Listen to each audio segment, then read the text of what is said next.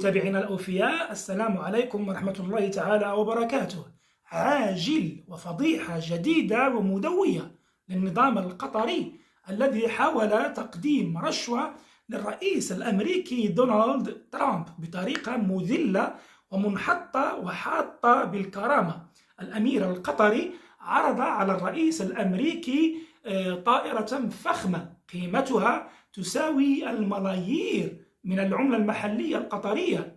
نعم متابعينا الكرام، هذه ليست طائرة عادية، هذه طائرة ملكية محصنة كليا ضد أي هجمات أمنية، بمعنى أنها طائرة مدنية بمواصفات عسكرية، وهي مجهزة بأفخم متطلبات الراحة والرفاهية الملكية.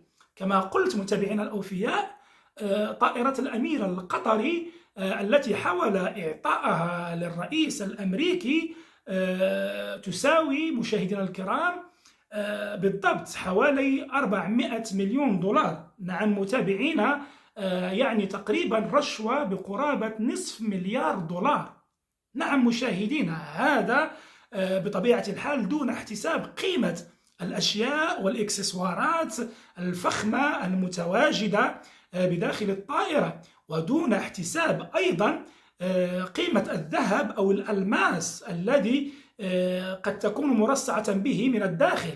الفضيحة الكبيرة مشاهدينا الأعزاء هو أن الرئيس الأمريكي دونالد ترامب لم يقبل هذه الرشوة أو رشوة الطائرة التي سمتها قطر بالهدية، وأخبرهم دونالد ترامب أنه سيناقش الموضوع مع الإدارة الأمريكية وسيعرضه على الكونغرس. بينما الفضيحة الأكبر متابعينا الكرام هو أن ترامب أخبر الصحافة الأمريكية بذلك، لتنطلق بعدها الفضيحة وتنطلق معها أيضا التحليلات والتساؤلات حول الدافع الذي يجعل الأمير القطري يقدم هذه الرشوة، ولماذا الرئيس الأمريكي لم يقبلها بعد.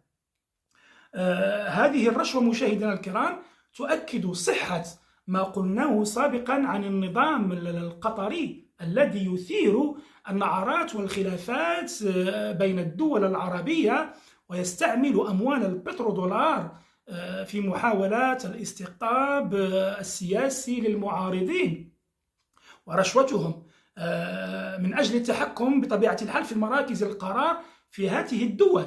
وهذا موضوع مهم سنتطرق له في فيديو آخر بحول الله.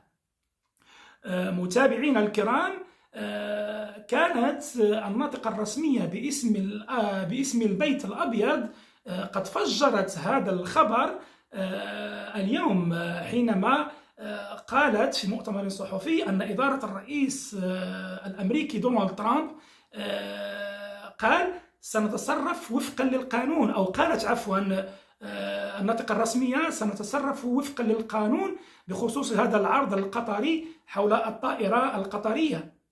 كما أكدت الناطقة الرسمية أن الإدارة الأمريكية لا تشعر بأي قلق من الطلبات السياسية التي قد يطلبها القطريون مقابل هذه الهدية أو هذه الرشوة أو هذه الرشوة بأصح تعبير. كما قالت ليفي أن التفاصيل القانونية بشأن هذه القضية لا تزال قيد الدراسة، ولم يتم بعد الفصل فيها قانونيا وسياسيا.